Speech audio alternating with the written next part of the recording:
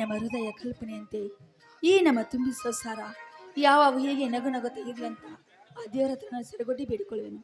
ರೀ, ಹಾಲು ಕುಡಿರಿ. ಭಾರತಿ, ನವ ದಂಪತಿಗಳಾದ್ಮೇಲೆ ಇಂಥ ಸಂದರ್ಭದಲ್ಲಿ ಸತಿಯಾದವಳು ತನ್ನ ಪತಿಗೆ ಪ್ರಥಮ ರಾತ್ರಿಯ ದಿನ ಪ್ರಥಮವಾದ ಕಾಣಿಕೆ ಈ ಹಾಲು ಸಕ್ಕರೆ ಕೊಡುವ. ಇದರ ಮಹತ್ವ ನಿನಗೇನಾದ್ರೂ ಗೊತ್ತಿದೆ? ಇಲ್ಲ ಸ್ವಾಮಿ. ನೋಡು ಭಾರತಿ, ಈ ಮಾನವನ ಕುಲಕೋಟಿಗೆ ಮದುವೆ ಎನ್ನುವುದು ಒಂದು ಹೊಸ ಇತಿಹಾಸ. ಸಂಸಾರಕ್ಕೆ ಅದು ದ್ವಾರ ಬಾಗಿಲು. ನೀ ಕೊಟ್ಟ ಈ ಹಾಲು ಸಕ್ಕರೆ ನಮ್ಮ ಪ್ರೀತಿಯಲ್ಲಿ, ಬದುಕಿನಲ್ಲಿ, ಸಂಸಾರದಲ್ಲಿ ಪ್ರತಿಯೊಂದು ಕ್ಷಣ ಕ್ಷಣಕ್ಕೂ ಹೊಸ ಹೊಸ ಜೀವಿಗಳು ಈ ಹಾಲು ಸಕ್ಕರೆಯಂತೆ ಸಿಹಿಯಾಗಿ ಪವಿತ್ರವಾಗಿರಲು ಸೂಚಿಸುವ ಸಂಕೇತವೇ ನೀ ಕೊಟ್ಟ ಈ ಹಾಲು ಸಕ್ಕರೆ. ನಿಜ ಸ್ವಾಮಿ, ನಿಮ್ಮ ಮಾತು, ಈ ನಿಮ್ಮ ಮಾತಿನಂತೆ ಈ ಹಾಲು ಸಕ್ಕರೆಯಂತೆ ಈ ನಮ್ಮ ಸಂಸಾರ ಒಂದಾಗ್ಲಿ. ಮಂಜು, ಹಾಲು ಕುಡಿಯಿರಿ.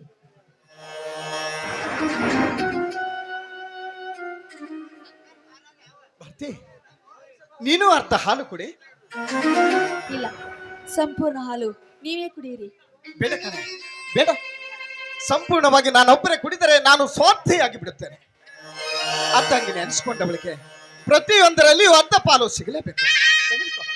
ನಿಮ್ಮ ಮಾತಿಗೆ ಎಂದು ತಿರಸ್ಕೃತ ಹೆಣ್ಣು ನಾನಲ್ಲ. ನಿಮ್ಮ ಮಾತಿನಂತೆ ಆಗಲಿ ಮಂಜು.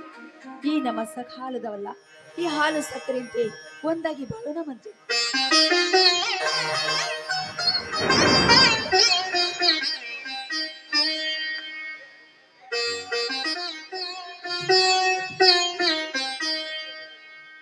ಭಾರತಿ, ಈ ನಿನ್ನ ಸುಮಧುರವಾದ ಕಂಠದಿಂದ ವೀಣೆ ನುಡಿದಂತೆ ಕೇಳಿಸ್ತಾ ಇದೆಯಲ್ಲ ನನಗೆ. ಏನೆಂದು ಮಾವ? ಬಹು ಬೇಗನೆ ಒಂದಾಗೋಣ ಬಾ ಎಂದು.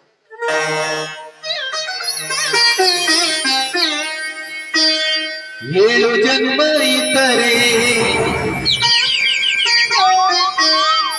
ಗಂಡಾಗಿ ಹುಟ್ಟಿದರೆ ಶಿವನಲ್ಲಿ ಕೇಳುವುದು ಒಂದೇ, ಧರ್ಮ ಪತ್ನಿ ನೀನಾಗು ಎಂದೇ.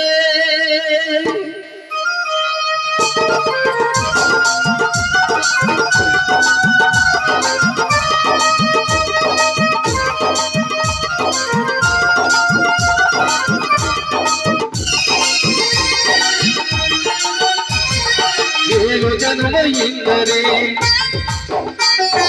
ಗಂಡಾಗಿ ಹುಟ್ಟಿದರೆ,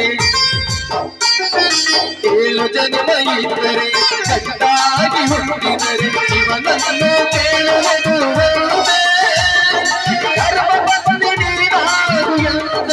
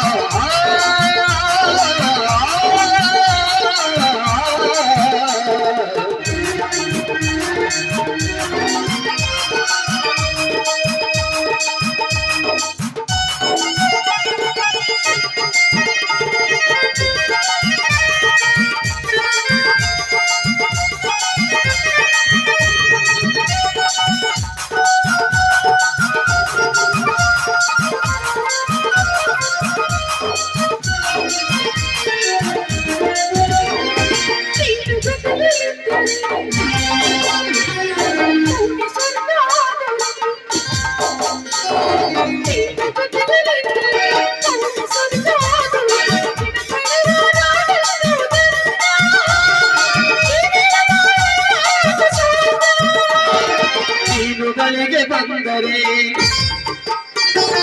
ಪ್ರೀತಿ ಮಾತನಾಡಿದರೆ, ನೀನು ಬಳಿಗೆ ಬಂದರೆ ಪ್ರೀತಿ ಮಾತನಾಡಿದರೆ ಕಾಕಂಡ ದೇವಿಯಾರು ನನ್ನ ಬಾಳಿನ ನನ್ನ ಜೀವ.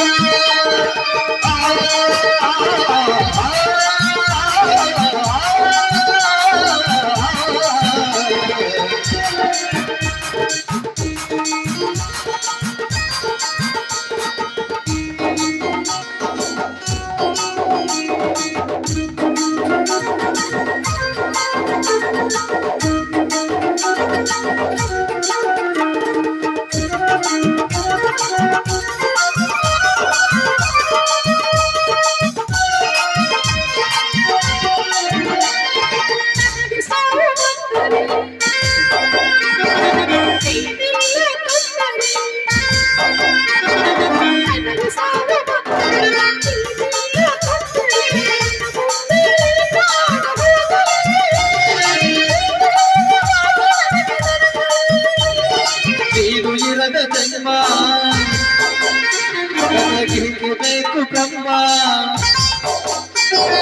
ನೀನು ಇರದ ಜನ್ಮ ನನಗೇಕೆ ಬೇಕು ಬ್ರಹ್ಮ ಜೊತೆಯಲ್ಲೇ ಈ ಪ್ರಾಣ ಹೋಗಲಿ ಸ್ವರ್ಗದಲ್ಲಿ ನಮ್ಮ ಮಿಲನವಾಗಲಿ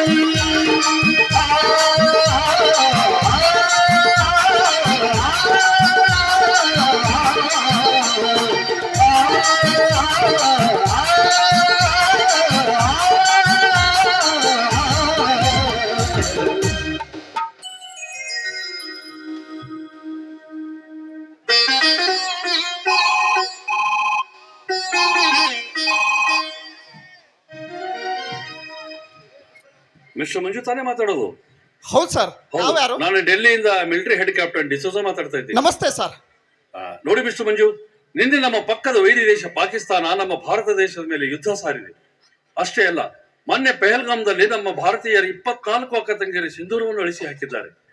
ಅದರ ಸೇಡು ನಾವು ತೀರಿಸಿಕೊಳ್ಳಲೇಬೇಕಾಗಿದೆ.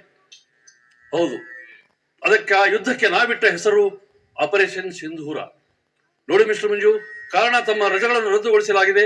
ಆದಷ್ಟು ಬೇಗನೆ ತಾವು ಹೊರಟು ಡೆಲ್ಲಿ ಕಡೆಗೆ ಬರಬೇಕು. ಸರ್ ಇವತ್ತು no mister Manju, I don't want need any advice from you. ನಿಮ್ಮಿಂದ ಯಾವ ಉಪದೇಶವೂ ನನಗೆ ಬೇಕಾಗಿಲ್ಲ. ಈ ಯುದ್ಧದಲ್ಲಿ ನಮ್ಮ ಭಾರತ ದೇಶ ಗೆದ್ದೇ ಗೆಲ್ಲುತ್ತದೆ. Okay sir. ಕಾರಣ ಹೊರಟು ತಾವು ಆದಷ್ಟು ಬೇಗನೆ ಡೆಲ್ಲಿ ಕಡೆಗೆ ಹೊರಟು ಬರಬೇಕು. This is my order. Okay sir. Jai Hind. Jai Hind.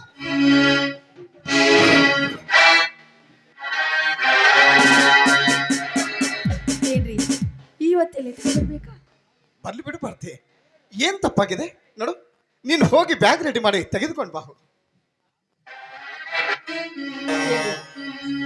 ನಮ್ಮ ಮದುವೆಯಾಗಿ ಇವತ್ತಿಗೆ 4 ದಿವಸ ಆಯ್ತು. ಇವತ್ತಿನ ಯುದ್ಧಕ್ಕೆ ಹೋದರೆ ಅದು ಹೇಗ್ರಿ? ಇವತ್ತು ಹೋಗೋದು ಬೇಡ ರೀ.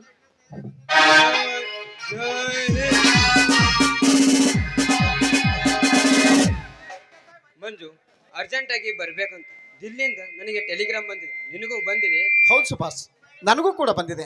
ಹಾಗಾದರೆ ಬೇಗ ತಯಾರಾಗು, ಇಬ್ಬರು ಕೂಡ ಹೊರಡೋಣ. ಆಯ್ತು, 1 ನಿಮಿಷ, ನಾನು ಬೇಗ ಹೋಗಿ ರೆಡಿ ಆಗಿ ಬರ್ತೇನೆ. ಆಯ್ತಾ? ಸುಭಾಷ್ ನೋಡಿ, ನಮ್ಮ ಮದುವೆಯಾಗಿ ಇವತ್ತಿಗೆ 4 ದಿವಸ ಆಯ್ತು.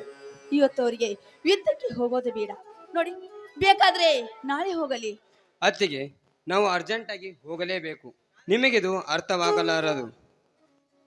ನೋಡಿ ಸುಭಾಷ್, ದಯವಿಟ್ಟು ಅವ್ರಿಗೆ ಒತ್ತಾಯ ಮಾಡಬೇಡಿ. ಬೇಕಾದ್ರೆ ನಾಳೆ ಹೋಗಲಿ. 2-3 ದಿವಸ ಬಿಟ್ಟು ಬೇಕಾದ್ರೆ ನಾಳೆ ಕರೆದುಕೊಂಡು ಹೋಗುವಂತೆ. ಬರ್ತೆ, ಈ ನಿನ್ನ ಅಭಿಪ್ರಾಯದಲ್ಲಿ ನಾನು ಯುದ್ಧ ಮಾಡಲು ಹೋಗಬಾರ್ದು ಅಲ್ವೇ? ಬೇಡ್ರಿ, ನೀವು ಯುದ್ಧಕ್ಕೆ ಹೋಗೋದೇ ಬೇಡ. ನೋಡಿ, ನಮ್ಮ ಮದುವೆ ಆಗಿ ಇವತ್ತಿಗೆ 4 ದಿವಸ ಆಯ್ತು. ನೀವು ಇವತ್ತು ಹೊರತು ಹೋದ್ರಿ ಅದು ಹೇಗ್ರಿ? ಬೇಕಾದ್ರೆ ನಾಳೆ ಹೋಗೋದ್ರಂತೆ. ಈಗ ಮಾತ್ರ ಹೋಗೋದೇ ಬೇಡ. ಭಾರತಿ, ಈ ದೇಶದ ಒಬ್ಬ ಸೈನಿಕನ ಹೆಂಡತಿ ಯಾಕೆ? ರಣರಂಗದಲ್ಲಿ ಯುದ್ಧ ಮಾಡಲು ಹೊರಟಿರುವ ಗಂಡನಿಗೆ ಹೇಡಿ ಯಾಕೆ?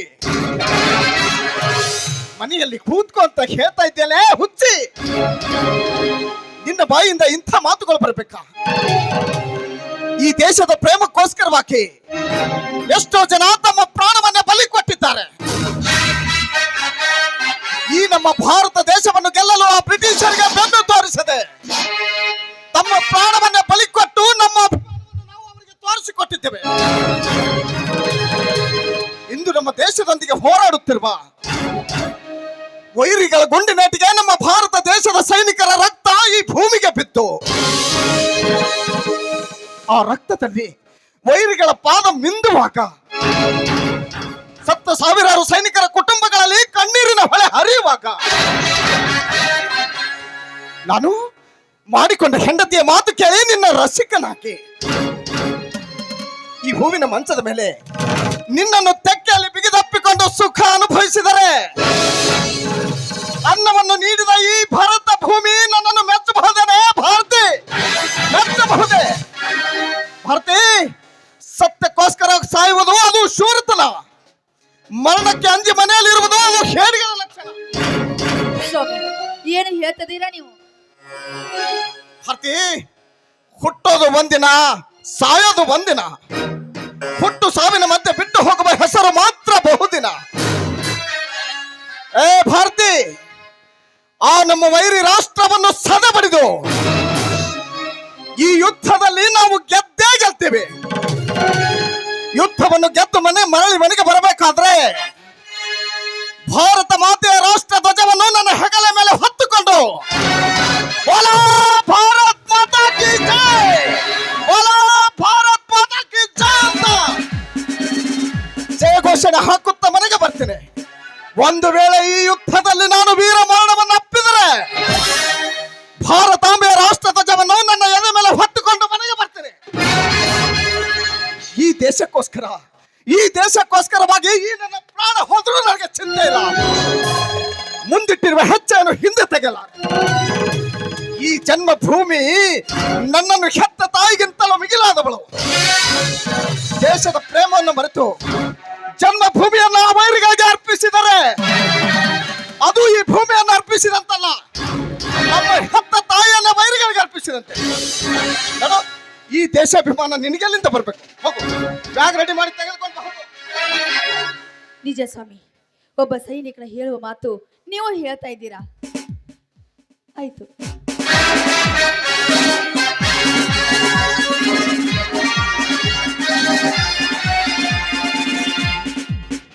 ಮಂಜು, ನೀವು ಹೇಳಿದ ಮಾತು ನಮ್ಮ ದೇಶದ ಸೈನಿಕರಿಗಷ್ಟೇ ಅಲ್ಲ, ಪ್ರತಿಯೊಬ್ಬ ಪ್ರಜೆಗೂ ಇದರ ಮೇಲೆ ಅಭಿಮಾನವಿರಬೇಕು. ಅಂದಾಗಲೇ ನಮ್ಮ ದೇಶದ ಕೀರ್ತಿ ಅಮರವಾಗಿ ಉಳಿಯುತ್ತದೆ. ನಿನ್ನ ಮಾತು ಸತ್ಯ ಕಣ.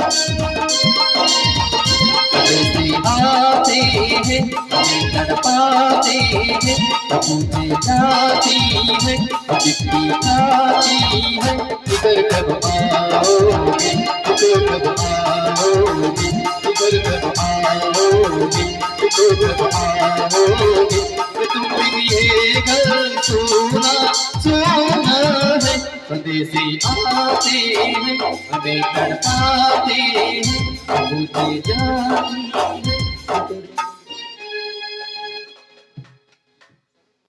ಮಂಜು, ಬೇಗ ತಯಾರಾಗಿ ಬಂದ್ಬಿಡು. ನಿನಗಾಗಿ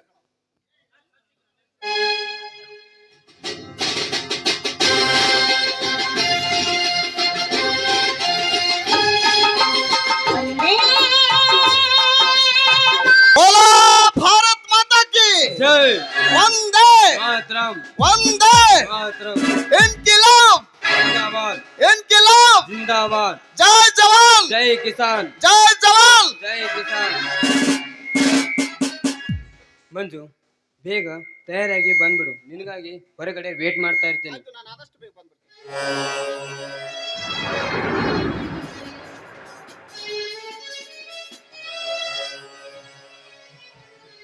ರೀ, ಮತ್ತೆ ಯಾವಾಗ ಬರ್ತೀರಾ? ಭಾರತಿ, ನಮ್ಮ ದೇಶವನ್ನು ನಾವು ಗೆದ್ದೇ ಗೆಲ್ತೀವಿ.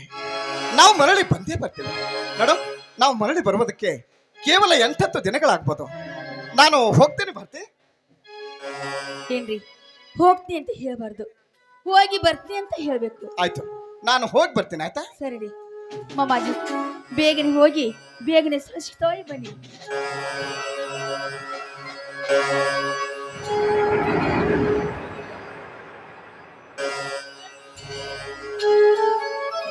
ಪ್ರೇಮ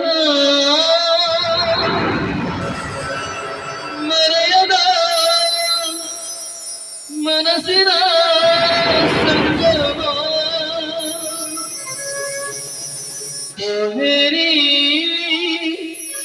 ಕಡಲನು ಬೆರೆಯುವ ಸಂಭ್ರಮ, ಸುಡುಗ ಕೈಗಳೆಲ್ಲವೋ ಒಲವದಂತೆ ಕೇಳದೆ ಬಡದ ಬಡ ದೇವ, ನನ್ನ ಗಂಡ ಯುದ್ಧಕ್ಕೆಂದು ದೆಹಲಿಗೆ ಹೋಗಿದ್ದಾರೆ. ಆದಷ್ಟು ಬೇಗ ಅವರಿಗೆ ಯಾವುದೇ ಕಷ್ಟ ಬರದಂತೆ ನೋಡಿಕೊಳ್ಳಬಾರ.